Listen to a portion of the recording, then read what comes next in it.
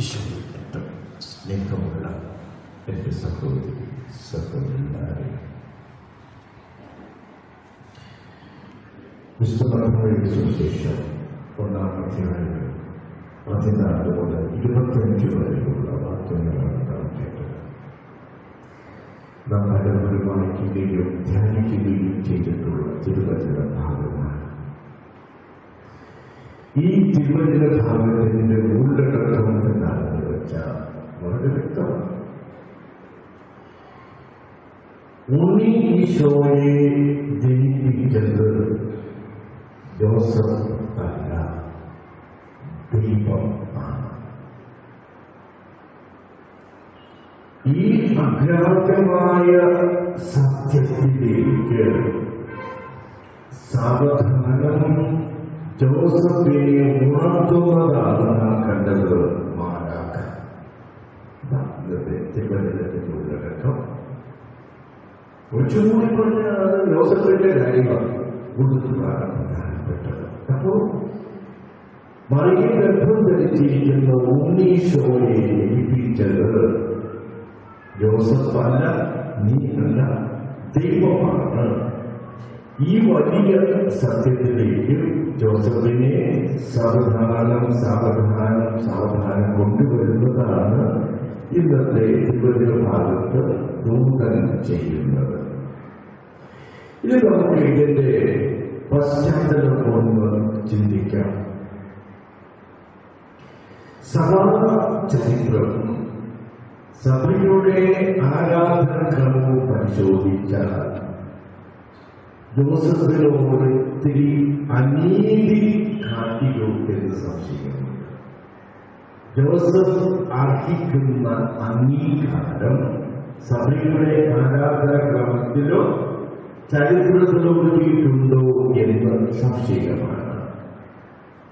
സുവിശേഷങ്ങളിൽ മത്തായി മാത്രമാണ് ജോസഫിന്റെ വ്യക്തിത്വത്തെ അംഗീകരിക്കപ്പെടുത്തുന്നത്. അതുകൊണ്ട് തന്നെയായിരിക്കണം മത്തായിയുടെ സുവിശേഷങ്ങളിൽ ഒന്നാമത്തേത് ആകുന്നത്. ഇനി സഭയുടെ ആരാധനാക്രമത്തിലോ സഭയുടെ ആധ്യാത്മികതയിലോ ഒന്നും ജോസഫിനെ അധികം നമ്മൾ കാണാറില്ല. ഈ അടുത്ത കാലത്ത് ഫ്രാൻസിസ് പാപ്പ ഇടപെട്ടാണ് ജോസഫിന്റെ പേര് കുർബാനയിൽ ചേർത്തത്. നമ്മുടെ ഇപ്പോൾ അത് പുസ്തകം മാതാവിന്റെയും ജോസഫിന്റെ സ്മരണ ബലിപീഠത്തിലുണ്ടാകട്ടെ എന്ന് പ്രാർത്ഥിക്കുന്നു. അത് ഫ്രാൻസിസ് പാപ്പ ഇടപെട്ട് ചേർത്തതാണ്. അതുപോലെ അങ്ങനെ ജോസഫിന്റെ പേര് തന്നെ കുർബാനയിലുണ്ടായി. അവർ സഭയുടെ ആരാധന മറ്റ് പാരമ്പര്യങ്ങളിലൊന്നും ജോസഫിനെ കുറിച്ച് കാര്യമായ വിവരണമൊന്നുമില്ല. എത്ര വലിയ വ്യക്തിത്വമുള്ള വിശുദ്ധനായി പുണ്യവാന ചരിത്രം മറന്നുവോ എന്ന് തോന്നുന്നു നമുക്കിത് വായിച്ചു നോക്കിയാൽ. അതുപോലെ തന്നെ കലാകാരന്മാര് ജോസഫിനെ പടുവൃദ്ധനായിട്ട് അവതരിപ്പിക്കുന്നത്. അപ്പോൾ ഗോസ്പലുകളിലെ പ്രത്യക്ഷപ്പെട്ട സെക്രട്ടറി കഴിയുന്ന വഴി തളർത്തുകൊണ്ട് അവനെ തിരഞ്ഞെടുത്തു. അത് പടുവൃദ്ധനായിരുന്നു ജോസഫ് എന്നൊക്കെ പറയപ്പെടുന്നുണ്ട്. അപ്പൊ കലാകാരന്മാര് ജോസഫിനെ പടുവൃദ്ധനായിട്ട് അവതരിപ്പിച്ചിരിക്കുന്നതിന്റെ സൂചന എന്താണെന്ന് വെച്ചാൽ നിത്യകന്യകയായ മറിയത്തിന്റെ കന്യകാത്വത്തിന് ഈ വൃദ്ധനെ കൊണ്ട് കുഴപ്പമൊന്നും ഉണ്ടായില്ല എന്ന് സൂചിപ്പിക്കാൻ. അപ്പൊ പലപ്പോഴും കുഴപ്പമൊന്നും ഉണ്ടാവില്ല. അതുകൊണ്ട് മറിയമെന്നും നിത്യകന്യകയായിരുന്നു എന്നുള്ള സൂചനയാണ് കലാകാരന്മാർ ഇങ്ങനെയുള്ള ചെയ്തിലൂടെ ചെയ്യുന്നത്. പക്ഷെ നമുക്കറിയാം, ദേവാലയ കന്യകയായി വളർന്നു വന്ന മറിയത്തിന് ഇഷ്ടപ്പെട്ട പരസ്പരം ഇഷ്ടപ്പെട്ട ഒരു ചെറുപ്പക്കാരനായിരുന്നു ജോസഫ്. സംപ്രായക്കാരനായ ജോസഫും മറിയവും ഇഷ്ടപ്പെട്ടു, സ്നേഹിച്ചു, കല്യാണം കഴിക്കാൻ ആഗ്രഹിച്ചു. അത്ര തന്നെ അതാണ് ശരിക്കും പറഞ്ഞാൽ നടന്നത്. ഈ വക ഇമാജിനേഷൻ ഭാവനയൊന്നും ഇവിടെ കൊണ്ടുവരേണ്ട കാര്യമില്ല. ഇതാണ് അതിന്റെ പശ്ചാത്തലം. ഇത് നമുക്ക് ഇന്നത്തെ നമ്മുടെ തിരുവചന ധ്യാനത്തിലേക്ക് വന്നാൽ രണ്ട് ചിന്തകൾ നമ്മൾ ധ്യാനിക്കും. ഒന്നാമത്തേത് നിയമ നിഷേധിയായ നീതിമാൻ. ഒരു കോൺട്രഡിക്ഷനാണ് അല്ലെ? നിയമ നിഷേധിയായ നീതിമാൻ ജോസഫ്. രണ്ടാമത്തേത് ഭാര്യയെ അപമാനിതയാക്കുവാൻ ഇഷ്ടപ്പെടാത്ത ജോസഫ്. നമ്മൾ വായിച്ചു കേട്ടത് ഈ രണ്ട് ചിന്തകളാണ് നമ്മൾ ധ്യാനിക്കുന്നത്. ഒന്നാമത്തേത് ജോസഫിനെ ഇപ്പോഴും നമ്മൾ അവതരിപ്പിക്കുന്നത് നീതിമാനായ ജോസഫ് എന്നാണ്. എന്നാൽ ഇവിടെ നമ്മൾ കാണുന്നത് വേദപുസ്തകത്തിൽ വായിക്കുന്നത് നിയമ നിഷേധിയായ ജോസഫ് എന്നാണ്. ഇപ്പൊ ജോസഫിനെ നീതിമാനുള്ളത് തന്നെയാണ്. യഹൂദ പാരമ്പര്യത്തിൽ മോശയുടെ നിയമം അനുസരിച്ച് വിവാഹനിശ്ചയം കഴിഞ്ഞിരിക്കുന്ന പുരുഷനും സ്ത്രീയും അവർ ഒരുമിച്ച് താമസിക്കുന്നത് പലപ്പോഴും 1 വർഷമോ 2 വർഷമോ കഴിഞ്ഞിട്ടായിരിക്കും. എങ്കിലും വിവാഹനിശ്ചയം കഴിഞ്ഞ പുരുഷനും സ്ത്രീയും ഭാര്യ ഭർത്താക്കന്മാരെ പോലെയാണ്. അതുകൊണ്ട് തന്നെ പരസംഗമം, പല പുരുഷനുമായിട്ടോ പല സ്ത്രീയുമായിട്ടുള്ള പരസംഗമം കല്ലുകൊണ്ടേണ്ട ഭാവമാണ്. അപ്പൊ അങ്ങനെയുള്ള വലിയ തെറ്റാണ് മറിയം ഇവിടെ ചെയ്യുന്നത്. ജോസഫ് അറിയാതെ ഗർഭിണിയാകുക. കല്ലെറിഞ്ഞ് കൊല്ലപ്പെടേണ്ട മോശയുടെ നിയമം ജോസഫ് ലംഘിക്കുകയാണ്. അതാ ഈ മറിയത്തെ പിടിച്ച് കല്ലെറിയാൻ കൊടുക്കേണ്ടതിന്റെ പകരം ജോസഫ് എന്താ ചെയ്യുന്നത്? അവളെ നെഞ്ചോട് ചേർത്ത് സംരക്ഷിക്കുകയാണ് ചെയ്യുന്നത്.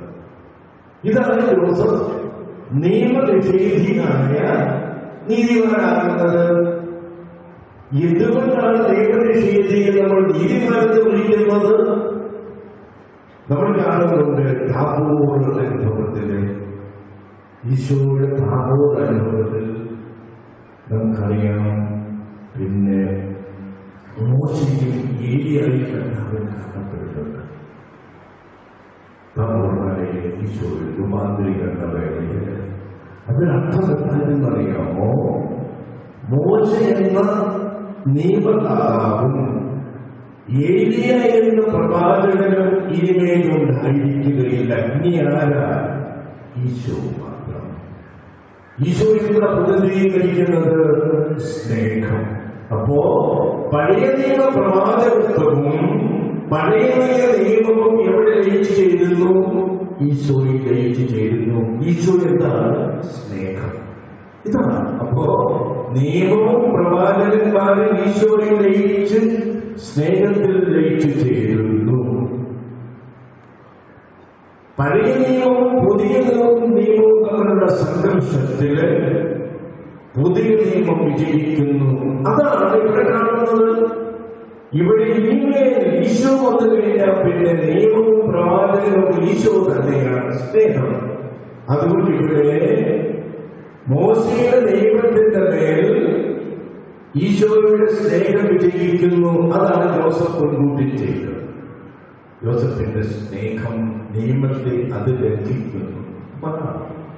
ജോസഫ് നിയമത്തെക്കാൾ സ്നേഹത്തെ മുഴുവൻ പിടിച്ചപ്പോൾ തന്റെ പ്രിയപ്പെട്ട മറിയത്തെ കലറിയെ വിട്ടുകൊടുക്കുവാനും ജോസഫിനെ വിജയമായിരുന്നത്. പ്രിയപ്പെട്ടവരെ, ഇതാണ് നമ്മുടെ ഇംഗ്ലീഷിലൊരു ചെറിയ പാട്ടുണ്ട്,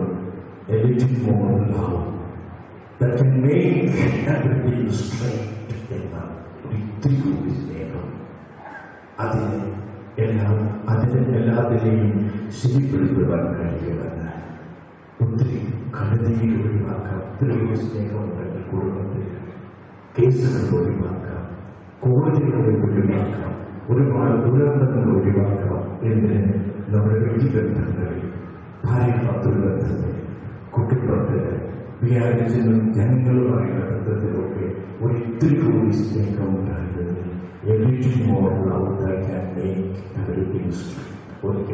ഒരു കുടുംബത്തിൽ ചെറുപ്പത്തിൽ തോന്നിവാസം കാണിക്കുന്ന കൊച്ചന പ്രാർത്ഥനയ്ക്കില്ല, സന്ധ്യാപ്രാർത്ഥനയ്ക്കൊന്നും വരികയില്ല. അപ്പൻ പലവട്ടം മകളോട് പറഞ്ഞു, നീ സന്ധ്യാ തനിക്ക് വരണം, താരത്തിന് വീട്ടിലുണ്ടാകണം. മകനിതൊന്നും കേൾക്കില്ല. അവൻ എന്നോട് പോകും. പോയി തിരിച്ചു വരുമ്പോൾ 8 മണി 9 മണിയൊക്കെ ആവും.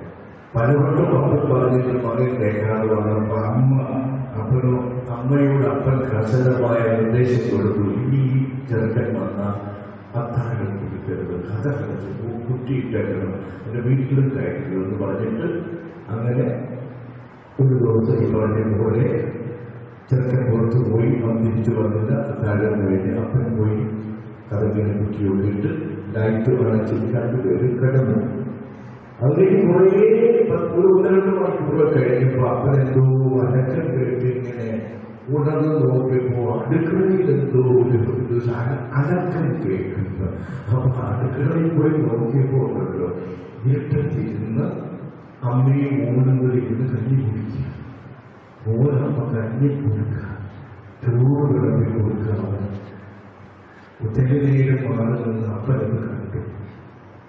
എന്നിട്ട് പിന്നെ അപ്പൻ അങ്ങോട്ട് ചെന്ന് അപ്പനും മക്കളും മകനും അമ്മയും ഒരുമിച്ച് കൂടി ആ സംഗമത്തിൽ. പിന്നീട് ഒരിക്കലാണ് മകൻ വൈകി വന്നിട്ടില്ല. പിന്നെ എന്നും അവൻ സമയത്താരത്തിന് വഴിവായി. ഇതാണ് സ്നേഹമെന്ന നിർബന്ധം. നിങ്ങളെന്ന ശൗര്യത്തെക്കാൾ ഉപരിയായി കുടുംബങ്ങളെ കൊണ്ടുവരേണ്ട സത്യമാണ്. Everything more love that can make everything straight എന്നുള്ള ചിന്ത. ഇനി അടുത്ത ചിന്ത എന്താണെന്ന് വെച്ചാൽ, ഭാര്യയെ അപമാനതയാക്കാൻ ഇഷ്ടപ്പെടാത്ത ജോസഫ്. നമുക്കറിയാം, ഈ പെണ്ണ് മറിയം ഗർഭിണിയാണ്. തന്റെ കുടുംബ വിവാഹ സ്വപ്നങ്ങളെ തച്ചുടച്ച് തകർത്ത ഈ പാപിനിയായ പെണ്ണിനോട് പ്രതികാരം ചെയ്യാനുള്ള അവസരമാണ് യോസഫിന് കിട്ടിയിരിക്കുന്നത്. തന്നോട് അവിശ്വസ്തത കാണിച്ച ഈ പാപിനിയായ പെണ്ണിനെ കല്ലെറിഞ്ഞ് കൊല്ലാൻ വിട്ടുകൊടുക്കാൻ, അവരോട് പ്രതികാരം ചെയ്യുവാനുള്ള അവസരം കിട്ടിയിരിക്കുക ജോസഫിന്. പക്ഷേ ജോസഫ് ചെയ്യുന്നുണ്ടോ? ഇല്ല. ജോസഫ് കരുതുന്നുണ്ട്. തന്റെ മറിയം പാപിനിയാണെങ്കിൽ തന്നെ താൻ പോലും തന്റെ മറിയം ഒരു തുള്ളി കണ്ണീർ പൊടിക്കുവാനിടയാകരുത്. താൻ പോലും തന്റെ മറിയം ഒരു തുള്ളി കണ്ണീർ പൊടിക്കുവാനിടയാകരുത്. അത്രയേറെ പാപം ജോസഫ് മറിയത്തെ സ്നേഹിച്ചു. ഈ ഗർഭത്തിന്റെ എല്ലാ നാമക്കേടും സ്വയം ഏറ്റെടുത്തുകൊണ്ട് ഈ പാപം മനുഷ്യൻ പുറപ്പെട്ടു പോകാൻ തീരുമാനിക്കുക. ആണത്വമുള്ള ഒരു പുരുഷനും ചെയ്യാത്ത കാര്യമാണ് ഈ മനുഷ്യൻ ചെയ്യുന്നത്. അതാണ് ഈ മനുഷ്യന്റെ നന്മ എന്ന് സുഹൃത്തുക്കളെന്ന് പറയും. താൻ മൂലം തന്റെ ഭാര്യ മറിയവരോട് കണ്ണുനീർ പൊഴിക്കാനിടയാണ്. യോസഫിന്റെ ഈ മനോഭാവമാണ് തന്റെ കുടുംബത്തെ തിരുക്കുടുംബമാക്കി മാറ്റിയത്. യോസഫിന്റെ ഈ ഉദാഹരണ സ്നേഹമാണ് കുടുംബത്തെ തിരുക്കുടുംബമാക്കി മാറ്റിയത്. പ്രിയമുള്ളവരെ, നമ്മുടെ കുടുംബവും തിരുക്കുടുംബമായി മാറണം. ഓരോ ഭാര്യയും ചിന്തിക്കണം, എന്റെ ജീവിത പങ്കാളി ഞാൻ മൂലം കൂടുതൽ കണ്ണുനീർ പൊഴിക്കുവാനിടയാകരുത്. ഓരോ കൂട്ടുകാരും കരുതണം, ഞാൻ പോലും എന്റെ കൂട്ടുകാരനോ കൂട്ടുകാരിയോ ഒന്നുകൂടി കണ്ണുനീർ പൊഴിക്കുവാനിടയാകരുതെന്ന് പരസ്പരം ചിന്തിക്കുവാൻ അപമാനതയാകാൻ ശ്രമിക്കാതിരിക്കുമ്പോൾ നമ്മുടെ കുടുംബങ്ങൾ തിരുക്കുടുംബമാവും. വ്യക്തിബന്ധങ്ങൾ തിരുക്കുടുംബത്തിലെ സഹോദരങ്ങളെ പോലെയാകും. പ്രിയപ്പെട്ടവരെ, ഈ ജോസഫ് എനിക്ക് നോക്കുന്ന കുടുംബസ്ഥരായ നമുക്കെല്ലാം നമുക്ക് ജോസഫിലേക്ക് നോക്കാം. ആ മനുഷ്യരിൽ സമയം ചെയ്യിച്ച, ആ മനുഷ്യരിൽ സമയം ജയിക്കപ്പെട്ട ദൈവസ്നേഹത്തെ പരസ്പരത്തെ നമുക്ക് കാണാൻ ശ്രമിക്കാം. നമ്മുടെ കുടുംബങ്ങൾ തിരുക്കുടുംബമായിട്ട് മാറാം. ഈ 2 ചിന്തകൾ നിയമനിശ്ചയിച്ചായ നീതിമൻ ജോസഫ്, ഒപ്പം ഭാര്യയെ അപമാനതയാക്കുവാൻ ആഗ്രഹിച്ച നല്ലവനായ ജോസഫ്. ഇന്നത്തെ ദൂത് ഈ സുവിശേഷത്തിൽ പറയുന്നത് ഈശോ എന്ന പേരിട്ടു എന്ന്. ഈശോയുടെ പേരിന്റെ അർത്ഥം എന്താണ്? രക്ഷകൻ എന്നാണ്. ഈശോ രക്ഷിക്കുന്നു എന്നാണ്. നമുക്കിന്ന് ഈ ആഴ്ച ഉടനീളം മനസ്സിൽ വിളിച്ചു പറയാം, ഈശോയെ എന്റെ രക്ഷക, എന്റെ കർത്താവ്, എന്റെ രക്ഷക എന്ന് ഈശോ